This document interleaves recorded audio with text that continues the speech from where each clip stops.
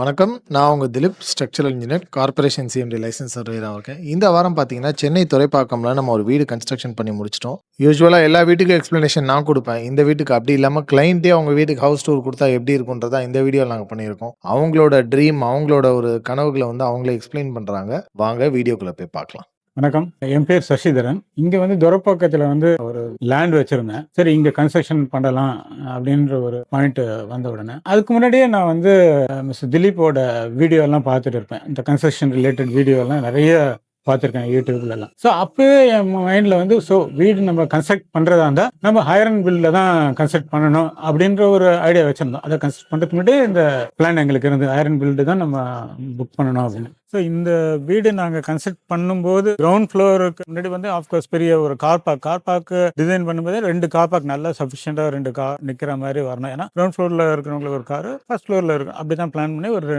2 car நிற்கிற மாதிரி car park. So அதுக்கப்புறம் அந்த ரைட் சைடில் என்ட்ரி, ஆஃப்கோர்ஸ் நார்த் ஈஸ்டில் வரும். ரைட் சைடில் என்ட்ரி நல்ல ஹைட் எலிவேட் பண்ணி தான் இந்த கன்ஸ்ட்ரக்ஷன் பண்ணியிருந்தோம். கிரவுண்ட் ஃப்ளோருக்கே 4 படி போயிட்டு உள்ளே போகிற மாதிரி தான் இருக்கும். ஸோ அதுக்கப்புறம் பார்த்தீங்கன்னா ஃபர்ஸ்ட் உள்ள என்ட்ரி ஆனவொடனே எங்களுக்கு ஹாலு, கிச்சன், அந்த டைனிங் இல்லையா, அது 3 தனித்தனியாக இருக்கக்கூடாதுன்றது எப்பவுமே ஒரு மைண்டில் இருக்கும். இப்போதான் இந்த ஓப்பன் கிச்சன் கான்செப்ட் வந்துடுது இல்லையா. ஸோ அது எங்களுக்கு மைண்டில் இருந்து இது 3 ஒரே இதில் வரணுன்றது ஒரு ஹாலு உள்ள நுழைஞ்சோன்னு நல்ல ஒரு கம்ஃபர்டபுளான ஒரு ஹாலு. ஸோ அந்த பக்கம் உட்காந்துட்டு டிவி பார்க்குற மாதிரி அந்த டிவி பேனல்லாம் வச்சுட்டு அப்படி தான் டிசைன் பண்ணோம். நல்ல வென்டிலேஷனும் ஒரு செகண்ட் பாயிண்ட் எங்களுக்கு ரொம்ப இம்பார்ட்டன்ஸ் இருந்தது. ஸோ இந்த பக்கம் ஒரு ஜன்னல், கொஞ்சம் 2 பக்கம் நல்ல வென்டிலேஷன் இருக்க மாதிரி தான் அந்த ஓவரால். ஸோ அப்படியே பார்த்தீங்கன்னா லெஃப்ட்ல கிச்சன், ஈஸ்ட் ஃபேசிங் சவுத் ஈஸ்ட்ல குக்கிங் வர மாதிரி அதே வாஸ்து கம்ப்ளைண்ட்ஸாவே நடுவில் கிச்சனுக்கு கொண்டு வந்துட்டோம். கிச்சன் ஹால் ரெண்டும் ஜாயின் ஆகிற மாதிரி. அதுக்கப்புறம் திருப்பி அப்படியே போனீங்கன்னா அங்கேயே ஒரு டைனிங்காக ஒரு நல்ல ஒரு ஏரியா அந்த இடத்துல அங்கே கிச்சனு ஹாலு அது ஒரு அந்த கான்செப்ட் வந்துடுது. அது பின்னாடி அப்படியே ஒரு சின்ன ஒரு பூஜா ஒரு கபோர்டு மாதிரி கீழே பிளான் பண்ணோம். ஸோ இதெல்லாம் ரெண்டுக்காக இருந்தாலும் நாங்கள் எங்களுக்கு பிடிச்ச மாதிரி தான் பண்ணோம். ஸோ அப்படியே உள்ள போயிட்டு லெஃப்ட்ல ஒரு ரூமு, ரைட்ல ஒரு ரூம், 2 ரூம், ரெண்டுமே ஈக்குவலி நல்ல பிக் ரூம். அதுக்கு மாதிரி கிச்சனுக்கு இந்த பக்கம் ஈஸ்ட் சைடா ஒரு ரூம். ஸோ 3 ரூம்ஸ் இருக்கும். ஒரு ரூம் எந்த ஃபர்னிஷ்லாம் பண்ணாமல் அப்படியே விட்டுருக்கோம். ஏன்னா யாரும் வரவங்க, ரெண்ட்டுக்கு வரவங்க அவங்களோட ஃபர்னிச்சர்ஸ் எல்லாம் போடுறதுக்கு கம்ஃபர்டபுளாக இருக்கட்டும் சொல்லிட்டு அப்படியே ஒரு பிளைனாக விட்டுருக்கோம். அது கிட்ஸ் ரூமா எப்படி வேணா அவங்க யூஸ் பண்ணிக்கலாம்னு சொல்லி விட்டுருக்கோம். ஸோ அதில் பாத்ரூம் அட்டாச் பண்ணல. ஸோ மற்ற 2 அட்டாச் பாத்ரூம் கொடுத்துட்டு பாத்ரூம் இல்லாத ரூமில் ஒட்டிட்டு இன்னொரு ஒரு காமன் பாத்ரூம் ஒன்று கொடுத்துட்டோம். ஸோ இது ஹாலில் இருக்கவங்களுக்கும் அக்சஸ் வர மாதிரியும், ஸோ அந்த பெட்ரூமில் அக்சஸ் வர மாதிரி ஒரு செட்டப் தான் கீழே பண்ணியிருந்தோம். That is how ground floor was developed. ஆக்சுவலா இந்த வீடு கட்டும்போது எங்களுக்கு நாங்க தான் ஃபர்ஸ்ட் ஃப்ளோர்ல இருக்க போறோம் அப்படின்றத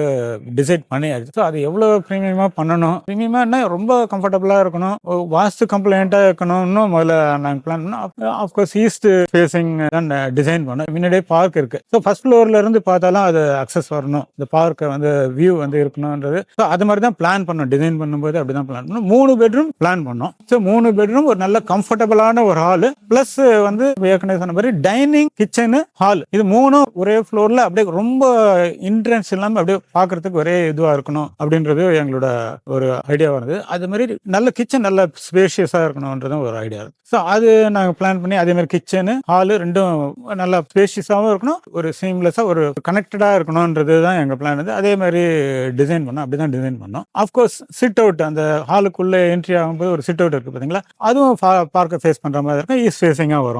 அதுவும் எங்களுக்கு கரெக்டா எல்லாமே அதே மாதிரி பண்ணி கொடுத்தாங்க நாங்க சொன்ன மாதிரி. ஸோ 2 ரூம் பாத்தீங்கன்னா ஒரு மாஸ்டர் பெட்ரூம் உள்ள நுழைஞ்சோன்னு லெஃப்ட் சைடு கார்னர்ல, அப்புறம் ரைட் சைடுல ஒரு இன்னொரு பெட்ரூம். So 2 bedroom. ஸோ அந்த 2வது பெட்ரூம்ல இந்த ரைட் சைடுல இருக்க பெட்ரூம்ல ஒரு சின்ன பால்கனியும். ஆக்சுவலா எனக்கு ஐடியா கிடையாது பால்கனி. அங்க டிசைன் பண்ணவரே அவரே சஜஸ்ட் பண்ணாரு, இல்ல சார் இந்த பக்கம் ஒரு சின்னதா தான் வரும் பால்கனி, பட் வச்சுக்கோங்க. அந்த பால்கனி வச்சுக்கிறது உங்களுக்கு அட்வான்டேஜ் என்னன்னா, அந்த பால்கனியை நீங்க சப்போஸ் மழை எல்லாம் பெய்யும் போது நீங்க சின்னதா ஒரு துணியெல்லாம் காய போடுறதுக்கு, அந்த மாதிரி ஒரு ஹேங்கர் போறதுக்காவது யூஸ் ஆகும் அப்படின்னா எனக்கும் அது நல்ல ஆப்ஷனா தோணுது. ஸோ அதுவும் சால்வ் ஆயிடுச்சு அந்த பெட்ரூமுக்கு. இந்த பிளானிங் போடும்போது இன்னும் ஒரு ரூம் வேணும். ஸோ இன்னொரு பெட்ரூம் நம்ம உள்ளேயே ஹால் வழியா ஒரு ஸ்டெப்ஸ் வச்சு ஒரு மாதிரி ஃப்ளோட்டிங் ஸ்டெப் எல்லாம் மைண்ட்ல எங்களுக்கு இருந்தது. இப்படிதான் வரணும்னு ஒரு ஃப்ளோட்டிங் ஸ்டெப்ஸ் மாதிரி வச்சு மேலே ஒரு ரூமுக்கு போகணும் அந்த ரூம் செப்பரேட்டாக ஒரு ரூம். ஸோ இது வந்து மைண்டில் இருந்து இது நாங்கள் சொன்னோம், இந்த மாதிரி ஐரன் பில்ட் டிசைன் பண்ணுறவங்க கிட்டே சொல்லிட்டோம். இது வந்து கன்ஸ்ட்ரக்ஷன் வேணாம், சிவில் வேணாம், நம்ம வந்து வுடன் அது மாதிரி வச்சுக்கலாம், அது அப்புறம் டிசைன் பண்ணிக்கலாம். ஸோ ரூம் அது மாதிரி பிளான் பண்ணிட்டோம். முதல்ல வந்து மேலே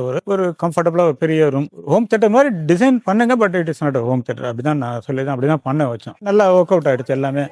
நான் அந்த ஸ்டெப்ஸ் வந்து மெட்டலில் ஸ்டெப் போட்டு மேலே வந்து உடன்லாம் போட்டு கிளாஸ் எல்லாம் கொடுத்து நல்லா அதுவும் அழகாக வந்துருச்சு. என்ட்ரி உள்ள நுழைஞ்சோன்னா லெஃப்ட் சைடில் ஒரு ஃப்ரெஞ்ச் விண்டோ நல்லாட்டா. அந்த ஃப்ரெஞ்ச் விண்டோவை நம்ம நல்லா ஒரு ஹை காட்டன் போட்டு க்ளோஸ் பண்ணிட்டோம்னா இட்ஸ் கம்ப்ளீட்லி ஃபுல் ப்ரூஃப் ஆகிடும். So it will become almost ஒரு ஹோம் தேட்டர் ஆகிடும். Otherwise it will be a normal room, ஒரு சில் ரூம் வச்சுங்களேன். அதுக்கு வந்து ஒரு பெரிய புக் ஷெல்ஃபும் பண்ணியிருக்கோம். இந்த லெஃப்ட் சைட் வாலில் ஃபுல்லாக கவர் பண்ணி ஒரு புக் ஷெல்ஃபும் பண்ணியிருக்கோம். ஸோ அந்த ஷெல்ஃப் வந்து நல்ல ஒரு 500 புக்ஸ் வைக்கிற அளவுக்கு அதுவும் எனக்கு ஒரு இன்ட்ரெஸ்ட் இருந்ததால் அதையும் பிளான் பண்ணோம். ஸோ அது எல்லாமே அச்சீவ் பண்ணணுன்றதுக்கு தான் அந்த ரூமை ரெடி பண்ணோம். அது இன்னும் கம்ப்ளீட் ஆகலை. அண்ட் ஆஃப்கோர்ஸ் கிச்சன் வந்து அதுவும் யோசிச்சு தான் பண்ணோம். கிச்சன் ஃபுல் எல் வந்து கம்ப்ளீட்டாக எண்டு வரை கொடுத்து அப்படி தான் பண்ணியிருக்கோம். கிச்சன் ரொம்ப ஹாப்பி எங்களுக்கு. கிச்சனோட டிசைனும் ரொம்ப ஹாப்பி எங்களுக்கு. ஸோ அஃப்கோர்ஸ் மேலே எங்களுக்கு எல்லாமே ஃபுல்லி சாட்டிஸ்ஃபைட். ஸோ ரொம்ப கம்ஃபர்டபுளான ஒரு இதுதான் 50x40 என்ன எப்படி வேணாலும் டிசைன் பண்ண போதே அவங்க சொன்னாங்க ரொம்ப கம்ஃபர்டபுளாக பண்ணலாம், எப்படி வேணால் பண்ணலாம். ஃபுல்லாகவே கம்ப்ளீட்டாக நம்ம வந்து யூட்டிலைஸ் பண்ணியாச்சு. 2000 ஸ்கொயர் ஃபீட்டில் அந்த செட் பேக் கொஞ்சம் இடத்த தவிர மிச்சம் கம்ப்ளீட்டாக எடுத்துகிட்டு வந்துட்டோம். ஆல்மோஸ்ட் பார்த்தீங்கன்னா கீழே கிரவுண்ட் ஃப்ளோர் 1200 ஸ்கொயர் ஃபீட் நினைக்கிறேன். அப்புறம் ஃபர்ஸ்ட் ஃப்ளோர் எல்லாம் சேர்த்து டோட்டல் அரௌண்ட் 4000 ஸ்கொயர் ஃபீட். மேலே அந்த ஹோம் தியேட்டர் எல்லாம் சேர்த்து கார் பார்க் எல்லாம் சேர்த்து ஒரு 4000 ஸ்கொயர் ஃபீட் வந்திருக்கும்னு நினைக்கிறேன். கம்ப்ளீட்டாக மேஜர் போர்ஷன் வந்து மேலே ஃபர்ஸ்ட் ஃப்ளோர் ப்ளஸ் அந்த ஹோம் தியேட்டர் வந்து மேஜர் போர்ஷன். அந்த யூட்டிலிட்டிக்கு ஏற்ற மாதிரி நம்ம அந்த ஸ்பேஸை யூஸ் பண்ணிட்டு தான் பண்ணியிருக்கோம். ஸோ இவ்வளோ நேரம் இந்த வீடியோ பார்த்துட்டு இருந்தீங்கன்னா பிடிச்சிருந்திருக்கும்னு நினைக்கிறேன். ஃபைனலாக இந்த வீட்டோட பட்ஜெட், வீட்டோட கன்ஸ்ட்ரக்ஷன் பார்த்தீங்கன்னா ஆல்மோஸ்ட் ஒரு 4000 ஸ்கொயர் ஃபீட் பில்டப் ஏரியா இருக்கு. இதோட கன்ஸ்ட்ரக்ஷன் காஸ்ட் பார்த்துக்கிட்டோம்னா ஏறக்குறைய ஒரு 1.1 crores வரைக்கும் வந்துருச்சு. இதில் நம்மளுக்கு கன்ஸ்ட்ரக்ஷனு, சம்பு, செப்டிக் டேங்கு, காம்பவுண்ட் வாலு, அதே மாதிரி இங்கே வந்து அடிஷ்னலாக ஃபவுண்டேஷன்லாம் கொஞ்சம் எக்ஸ்ட்ரா போட்டிருக்கோம். ஏன்னா துறைப்பாக்கம்ன்றனால வீக்கான சாயில். ஸோ அது எல்லாமே சேர்த்து இந்த காஸ்ட் வந்து ஆயிடுச்சு. இவ்வளோ நேரம் இந்த வீடியோ பார்த்துட்டு இருந்ததுக்கு நன்றி. இதே மாதிரி தொடர்ந்து வீடியோஸ் போடுறாங்க, சேனலை பாருங்கள், சப்ஸ்கிரைப் பண்ணுங்கள். நன்றி, வணக்கம்.